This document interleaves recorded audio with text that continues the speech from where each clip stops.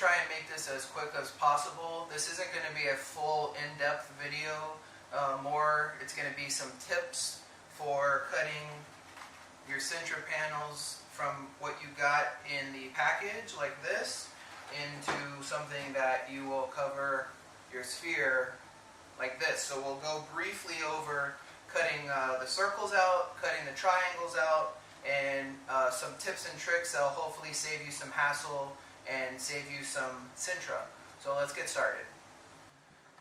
So before you even start cutting, when you open up your package, you're going to look through all of your panels. Now these are all discarded non-usable panels that I'm using for demonstration purposes. Some of them are exaggerated, but you're going to look through your panels. You'll notice that some might have, let me find there's a real bad one. Some might have a lip. You can see that this one kind of has the edge that flexes up. Again, you get two extras. See, this one has really bad. That's why it wasn't sent with any of the packages. But you're going to want to look through all your panels, because this one, while it has two lips, one here and one here, could still be great for a triangle panel because you can cut out those sections. So what you're going to want to do first is look through all your panels, see if there's ones with lips, and kind of mark those, because those can be used for triangles. Also, if it's just a very slight lip, you're going to be cutting the circles down anyway, so a lot of times when you cut your final circle piece, it's going to cut off that last little bit that might be curling up anyway. But you're going to want to separate them. Your 6 best clean panels, you'll want to make your circles, and then your 8 best panels after that, you'll want to make your triangles. But if there is any lip on the side, you'll just designate those, and when you place them to cut your triangles, you'll make sure that those are areas that you cut out. Okay, first up, let's talk tools. One thing I highly recommend is getting a beam compass like this one. I will put a link to this exact one in the description below. I think it's like $8 on Amazon. I would highly suggest getting this one or one like it. It's going to save you a lot more time than using a standard compass. The next thing you'll need is a blade to make all the cuts. I got a blade kit like this that has a lot of different ones. I got this from Harbor Freight, I think, for about $10, but you can get a single one. One thing you want to do is get one that is the size of a pen, you know, skinny like a pen, that can actually fit in the compass. The reason why I liked this set specifically is because these can be adjusted, and I'll explain to you more like that. So normally, you know, they have these long blades that are sticking out, but you'll notice in the one that I actually used to cut, it's just a very small blade sticking out. And the reason for that is to try and get rid of all the flex in the blade. So if you look at this blade, I'll try and turn it where you can see the light. It can bend each way pretty significantly, probably about 5 millimeters in each direction. And so what happens is when you put it like this with this large blade in the compass, when you go to actually make your cut, because you're cutting in a circular panel, circular pattern, the blade wants to bend outwards. So if you're using the blade sticking out like this and you start cutting, the material is going to push that blade outwards, and so you're going to actually get waves in your circle. So what I've done is, I'll unscrew this, is this allows me to, I was able to,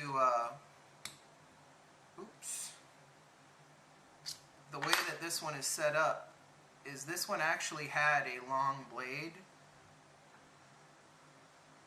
See? Hopefully you can see that.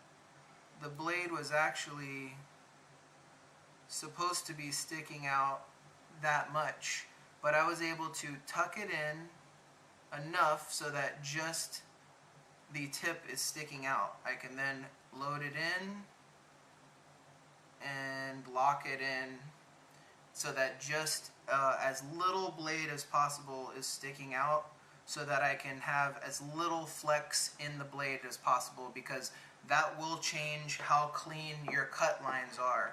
Like I said, if that blade has flex, it's going to make your circle wobbly and not as straight and circular. So let me get this in. The next thing you're going to want is some kind of protractor. I like this one because once you've cut them, you know, all of them have this hole.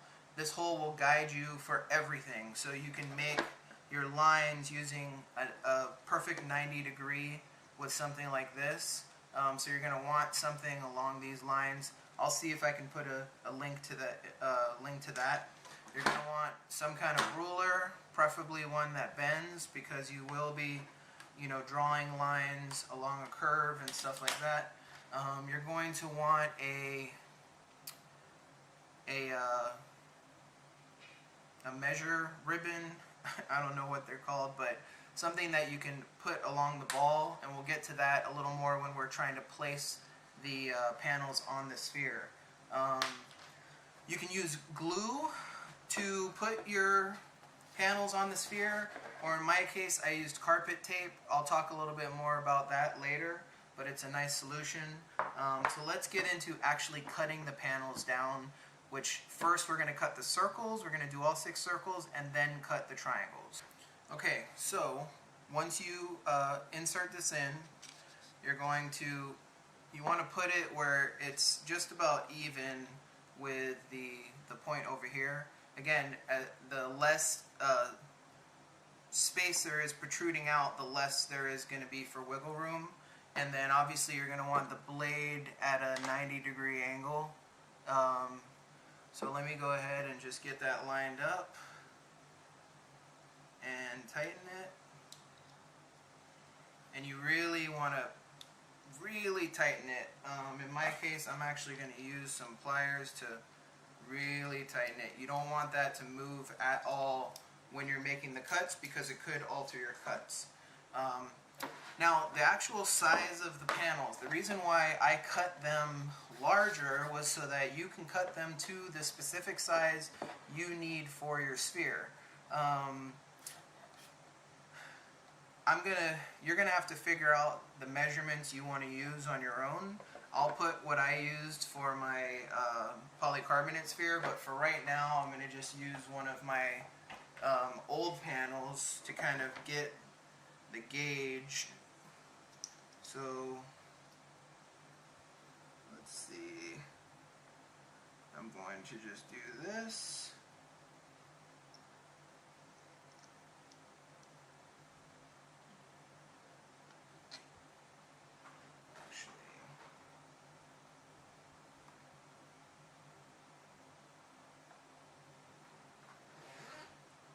So I'm going to tighten that nice and tight, get everything lined up straight, and everything is going to be based from the hole. So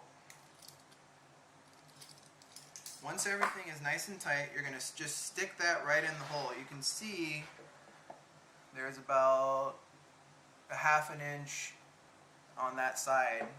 So now what I'm going to do is, in one swift motion, I'm going to push it all the way down and just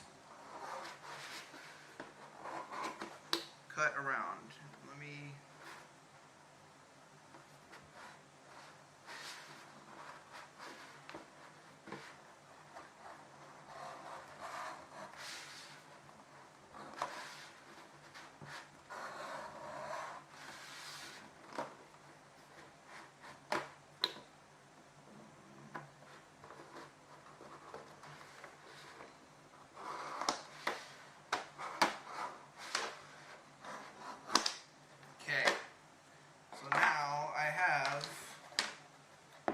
cut panel. So now I'm going to do this to all 6 panels real quickly. For the sake of this, I'm only going to do it to 3. And I don't know if you can tell or not, but there's like a bump in this one. I'm using old discarded panels for this demonstration, so these are not the ones that you guys will have. So on to the next step. Next thing you're going to want to do once you've cut out all your circle panels is you're going to want to draw a line. So for that, I'm going to just take my flexible ruler and I'm making sure I'm going to draw the first line right through the circle.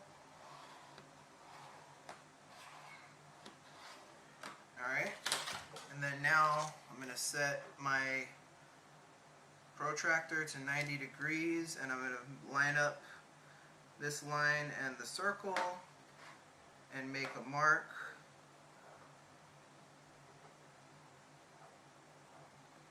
And I'm going to do the same thing for the other side. And this is just to make sure that I have a cross going right through the middle. And then once I have those 2 marks, I'm going to line up my ruler with both marks in the circle and draw my line. So now I have a cross going right through the center. Do this to all the circles. These are going to come in handy later.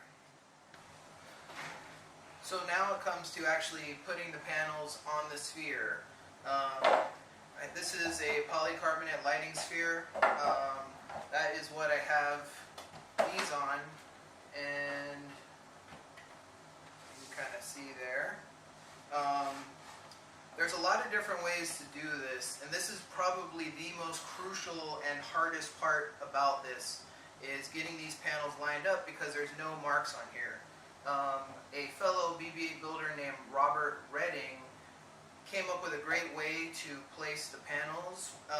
You can look up his video and get more info. I'm going to kind of do this quickly, but the way that I do it is, first thing is I'm going to set up my top hatch panel so I can line that up and make sure it's centered by looking through the back side, and I can get that centered. And once it's there, I would make an outline with a marker, which I'll do now. Alright, so I'm going to make an outline. Let me make sure that's centered. And I'm going to make an outline around my sphere. And I'm also going to mark where the lines were.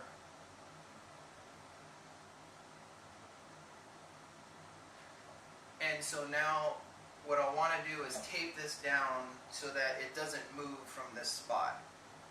I'll mark which way is the front and which way is the back. Alright. So then once you have that, you know how thick, how wide your panels are. So these, in my case, they are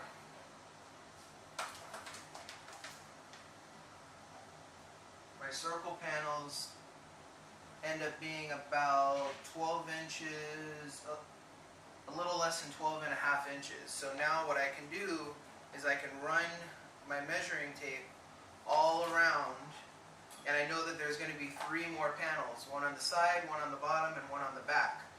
Based on how much diameter the sphere is from this end of the sphere to this end of the panel, I can do some math and figure out where my other panels will need to be, and that's how you'll get them nice and even on the side. So I'm not going to do the full thing because I'm only going to do 3 so you can see the how to do the triangles, but you can work out that math for doing all of yours. Okay, so right now you will have put on all 6 panels and you're going to tape them on temporarily. You want to use some tape that's going to actually hold them in place, because if they start to shift around even just a little bit, it's going to mess the triangles up.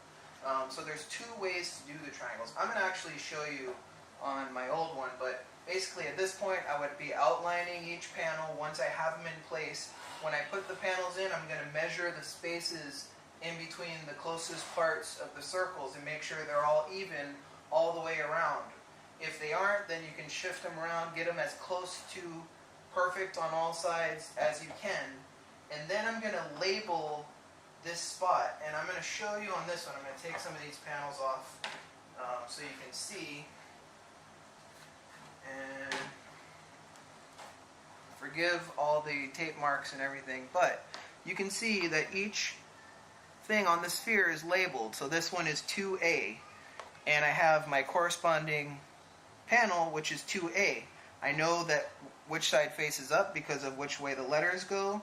So this panel fits perfectly in that space no matter what. This panel will not fit perfectly in this slot or any other slot because they're not exact. So this panel can only fit in this spot in this orientation.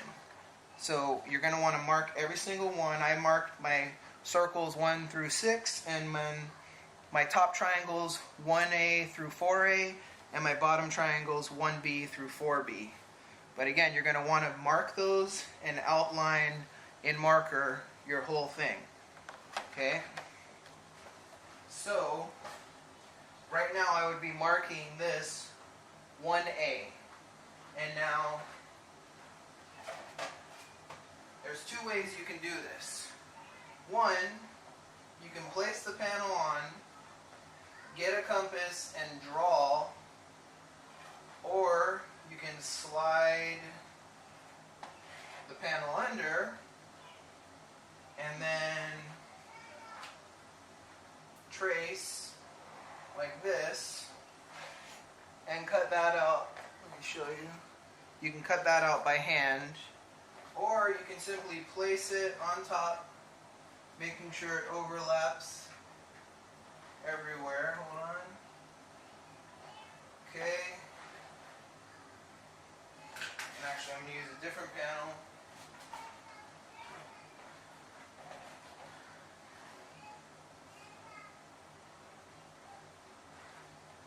And I'm going to actually stick it in my same spot. And then I'm going to use the compass. So, laying the panel piece on top and then just putting my compass in the holes and making sure I hold this still, I was able to cut each piece out like that until I get this triangle piece. Now, it's not perfect, so I would go in and I would hand cut some of the areas to get it to a little better fit, and then obviously I would take a ruler and go across to cut the bottom line straight, because you can see the bottoms are still curved. But basically, that's the general idea. Again, this isn't a complete walkthrough. You're going to have to kind of experiment a little. That's why you get 2 additional panels. The most important thing is get all of your circle panels cut exact size and get them all placed on the sphere before you do any triangles. That's going to save you a ton of hassle. The triangles you can kind of cut out generally, and then if you need to cut a little more to get them to fit together, that's what you're going to do. And then once you get everything in, all your panels should be marked to their corresponding position on the sphere so that you can then put them together very easily.